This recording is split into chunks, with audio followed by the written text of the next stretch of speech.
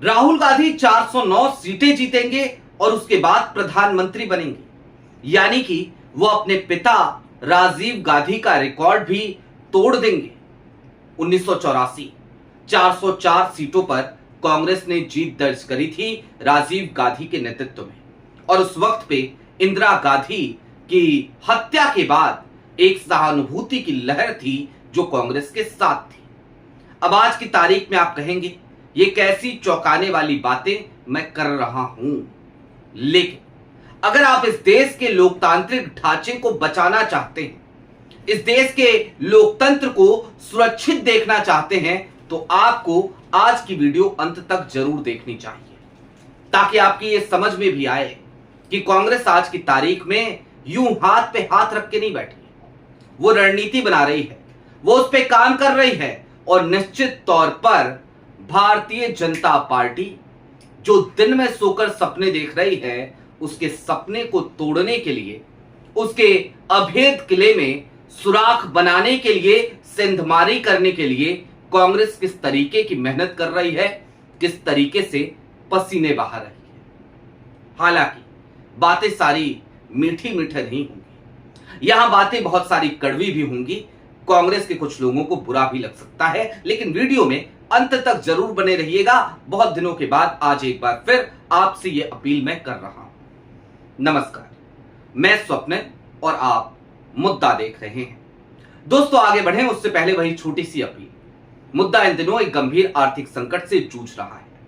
एक तरफ हमारे मेन बैंक अकाउंट्स बीते लंबे समय से फ्रीज चल रहे हैं, तो दूसरी तरफ हमारे 2.5 साल पुराने चैनल को हमसे लंबे समय तक छीन कर रखा गया था। ऐसे में डे टू डे ऑपरेशंस में मुद्दा को काफी मुश्किलों का सामना करना पड़ता है। लिहाजा आपसे गुजारिश है, यदि आप चाहें तो स्क्रीन पर दिख रहे क्यूआर कोड या फिर के नीचे दिख रहे यूपीआई नंबर्स के जरिए मुद्दा की छोटी छोटी मदद जरूर कीजिएगा, ताकि हमारी बेबाकी यूं ही बरकरार रहे। अब आगे बढ़ते हैं और जरा समझने की कोशिश करते हैं कि ये 409 सीटों का जो आंकड़ा है, ये आंकड़ा आया तो आया कहां से। आज की तारीख में इस वीडियो के वस्तुतः 2 से 3 अलग अलग भाग हैं और उनको उसी तरीके से आपको समझना पड़ेगा। मसलन कांग्रेस की रणनीति अब किस तरीके से बदल रही है, किस तरीके के कार्यक्रमों पर कांग्रेस विचार कर रही है। दूसरा, कांग्रेस अपने स्ट्रक्चर में किस तरीके का बदलाव करने जा रही है और किस तरीके के बदलाव की जरूरत उसे महसूस हो रही है।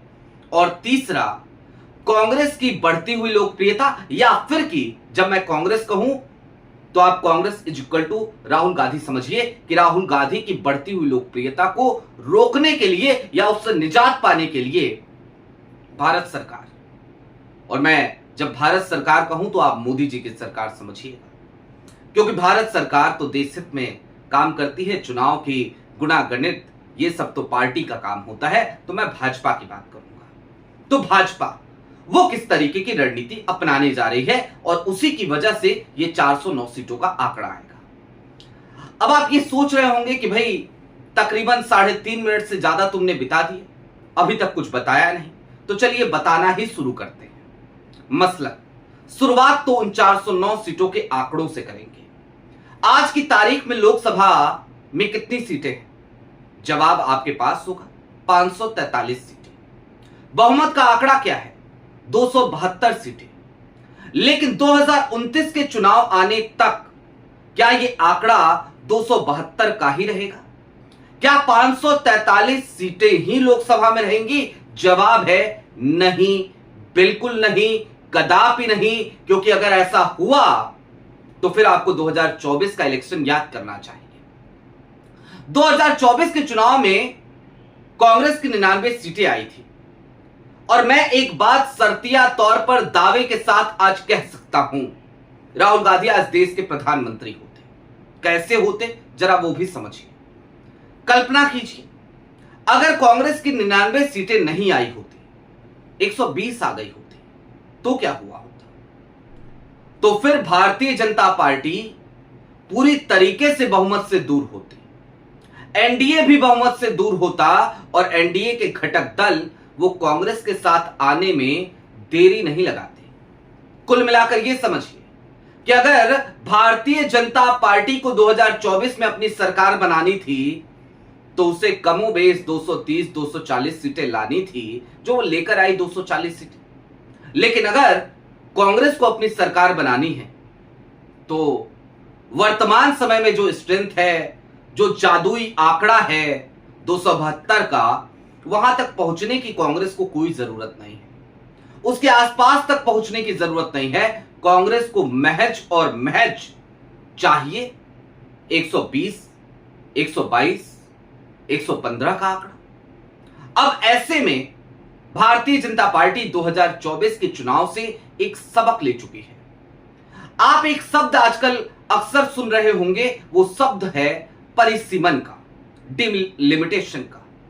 आपको पता है इस देश में 543 के स्ट्रेंथ वाली लोकसभा में अब आंकड़ा बदलने वाला है। यह आंकड़ा 816 का होगा तकरीबन, अभी तक जो सूत्रों के हवाले से जानकारी मिली है। नारी शक्ति वंदन अधिनियम, ये एक आपको पता है महिला आरक्षण विधेयक जो आया था, जिसका ये नाम रखा गया था। नाम रखने में वैसे भी बड़ी महारत है भाजपा को, तो उसे आनन फानन में लागू करने की तैयारी भारतीय जनता पार्टी की सरकार कर रही है। और ऐसे में अगर ये लागू किया जाएगा तो जाहिर सी बात है 2011 की जनगणना के आधार पर परिसीमन होगा। और अगर ऐसा होता है तो लोकसभा की स्ट्रेंथ 816 हो जाएगी और वहां पर बहुमत का आंकड़ा 409 का होगा। 816 409 यानी कि 50% प्लस 1, 50% प्लस 1 का आंकड़ा। अब इसीलिए मैंने कहा कि राहुल गांधी 409 सीटें जीतेंगे। लेकिन क्या कांग्रेस इस बात से अनभिज्ञ है कि कितनी मुश्किल लड़ाई अब कांग्रेस के लिए यह बनती जा रही है? हालांकि एक बात सुकून की है, उत्तर प्रदेश में 80 सीटों की अभी लोकसभा है, वहां पर तकरीबन 40 सीटें बढ़ने की आशंका है। यानी कि 80 और 40 120 सीटें उत्तर प्रदेश में हो जाएंगी। लेकिन कमोबेश सूत्रों के हवाले से जो खबर मिली है वो आंकड़ा यही बताता है कि पूरे देश के हर स्टेट में कमोबेश इसी तरीके से सीटें बढ़ेंगी। लेकिन हां, उत्तर प्रदेश में आज की तारीख का माहौल आप जानते हैं, हिंदी बेल्ट में आज की तारीख का आप माहौल जानते हैं। केरल में 20 सीटें हैं, वहां 30 हो जाएंगी, सिर्फ 10 बढ़ेंगे। तमिलनाडु में भी 15 से 20 सीटें बढ़ेंगी, जबकि बाकी जगहों पर जो हिंदी बेल्ट है, जो बड़े बड़े राज्य हैं, वहां पर सीटों की संख्या बहुत तेजी से बढ़ेगी। और ये वो इलाके हैं जहां पे भारतीय जनता पार्टी ने अपने अंधभक्त बना रखे हैं। ये वो जगह हैं, ये वो इलाके हैं जहां पर भारतीय जनता पार्टी ने लोगों की आंखों पर पट्टी बांध रखी है। वो तो साउथ इंडिया है, दक्षिण भारत है, जहां पर भारतीय जनता पार्टी की एंट्री पर ऐसा लगता है जैसे एक बैरियर लगा दिया गया हो, नो एंट्री का एक साइन बोर्ड हो। कर्नाटका को छोड़ दीजिए तो आंध्रा में क्या भाजपा अपने बल पे कभी सरकार बना सकती है आज की तारीख में? नहीं। तमिलनाडु जवाब नहीं, सवाल नहीं। तेलंगाना कोई मतलब नहीं। केरला भूल जाइए। जिन लोगों को लगता है आज की तारीख में कि केरला में भाजपा क्या शानदार कर रही है, अरे गोदी मीडिया के उन स्टोरीज में मत फंसिए।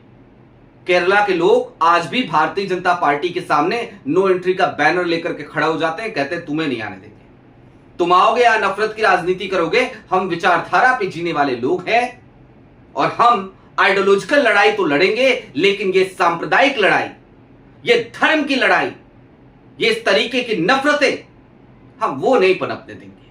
हमारा इतिहास वैसे भी कुछ हद तक हिंसा का बन गया है, आज तक हमें ताने मिलते हैं, तो अब हम वो दोबारा केरल में नहीं होने देंगे। ये केरल के लोगों की सोच है भाई साहब। तो वहां पे 10 सीटें बढ़ेंगी। अब ये तो बात हो गई परिसीमन की, उसके होने वाले साइड इफेक्ट्स की। लेकिन क्या कांग्रेस हाथ पे हाथ रख के बैठी है? क्या कांग्रेस को अनपढ़ पार्टी तो है नहीं। कांग्रेस के पास पढ़े लिखे नेता है, कांग्रेस के पास अपना थिंक टैंक है। तो कांग्रेस अब क्या करने जा रही है, जरा वो समझिए और इसे यह भी समझिए कि कांग्रेस को यह करने की जरूरत क्यों आन पड़ी है। आपको राहुल गांधी की भारत जोड़ो यात्रा याद है?